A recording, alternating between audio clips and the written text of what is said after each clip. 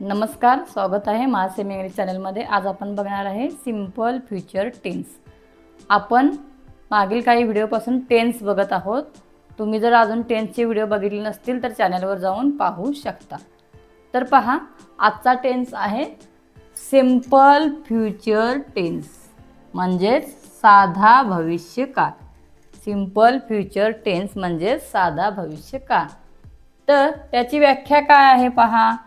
भविष्यकाळात एखादी क्रिया घडणार असेल, भविष्यकाळात एखादी क्रिया घडणार असेल असा उल्लेख जेव्हा करतात तेव्हा त्याला साधा भविष्यकाळ असे म्हणतात।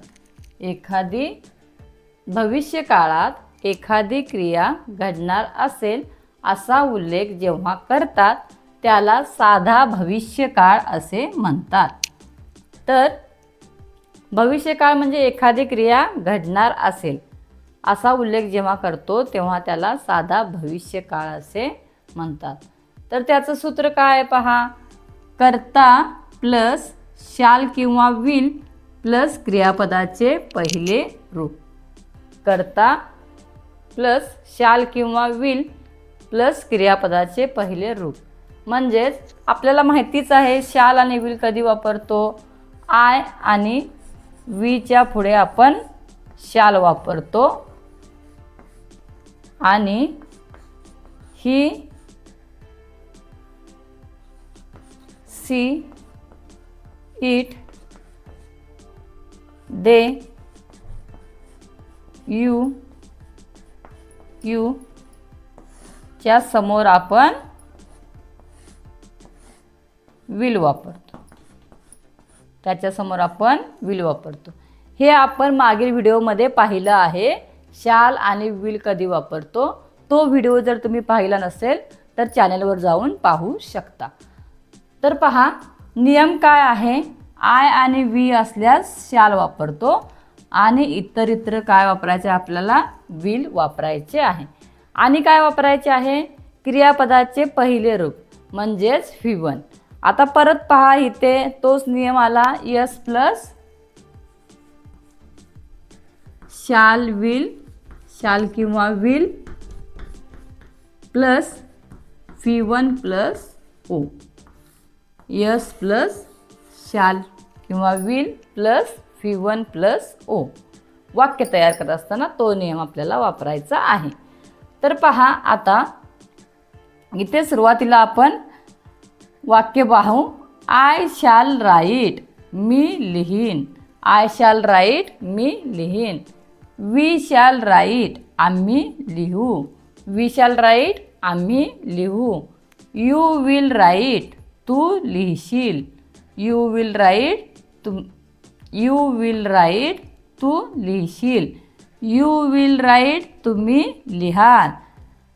ही विल राईट, तो लिहील। सी विल राईट, ती लिहील। इट विल राईट, ते लिहील। दे विल राईट, ते ती लिहितील। अशा प्रकारे आपण काय सांगतोय, तर भविष्यकाळाविषयी बोलतोय। म्हणजे शॅल विल वापरून क्रियापदाचं पहिलं रूप वापरून आपण काय करतोय, तर वाक्य तयार करतोय। तर साध्या सिंपल फ्युचर टेन्समध्ये वाक्य तयार करताना आपल्याला काय काय करायचं आहे।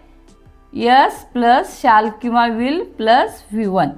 म्हणजे तर पहा, आपण काय करतो, छोटी छोटी वाक्य बनवायला शिकतो त्यावेळी काय करायचं असतं। S plus shall will plus V1 plus O. म्हणजेच कर्ता प्लस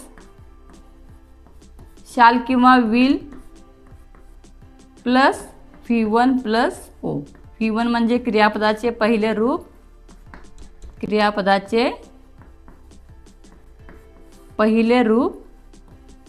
ऑब्जेक्ट म्हणजेच कर्म, ऑब्जेक्ट म्हणजेच कर्म। अशा प्रकारे काय करायचं आहे, तर आपल्याला वाक्य बनवायचं आहे। आता इथं पहा, वाक्य आहे I shall eat a mango, मी आंबा खाईन। म्हणजे आपण कशाविषयी बोलतोय, जी क्रिया घडणार आहे त्याच्याविषयी बोलतोय। म्हणजे मी आंबा खाईन।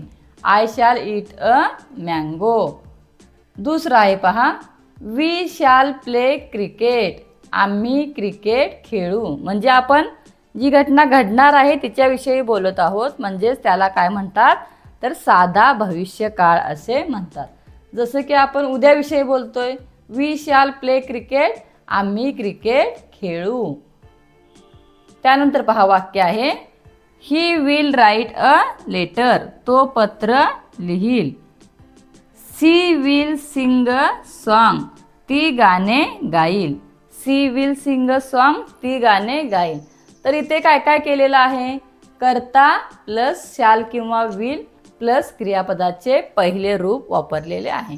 आणि वाक्य बनवत असताना शेवटी त्याच्यामध्ये काय लावतो आपण, ऑब्जेक्ट लावतो आणि वाक्य तयार करतो. म्हणजेच परत काय आहे इथे क्रियापदाचं यस, सूत्र काय आहे साधा भविष्यकाळाचं, S plus shall will plus V1 plus O. तर अशा प्रकारे आपण साध्या भविष्यकाळात वाक्य बनवू शकतो आणि भविष्याविषयी आपण बोलू शकतो.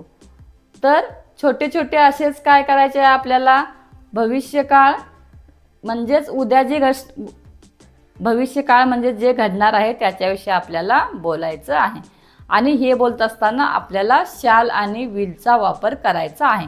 आता शॅल आणि विल कधी वापरतो, आय आणि वीच्या पुढे काय वापरायचं आहे, शॅल वापरायचं आहे. बाकी सगळीकडे काय वापरायचं आहे, विल वापरायचे आहे. म्हणजेच ही, सी, इट, दे, यू यांच्या समोर काय वापरायचं आहे आपल्याला, विल वापरायचं आहे. आणि क्रियापदाचं पहिलं रूप वापरायचं आहे. क्रियापदाचं पहिलं रूप जसं की फॉर एक्झाम्पल क्रियापदं आहेत पहा, राईट, गो, प्ले, इट. ही क्रियापदाची सगळी काय आहेत, पहिली रूपे आहेत. अशी क्रियापदाची पहिली रूपे वापरून आपल्याला सोपी सोपी वाक्य तयार करायची आहे आणि भविष्यकाळाविषयी बोलायचं आहे. आणि आजचा जर व्हिडिओ तुम्हाला आवडला असेल तर तुम्ही आमच्या चॅनलला लाईक करा, शेअर करा, सबस्क्राईब करा. व्हिडिओला जास्तीत जास्त विद्यार्थ्यांपर्यंत पोहोचवा. Thank you for watching.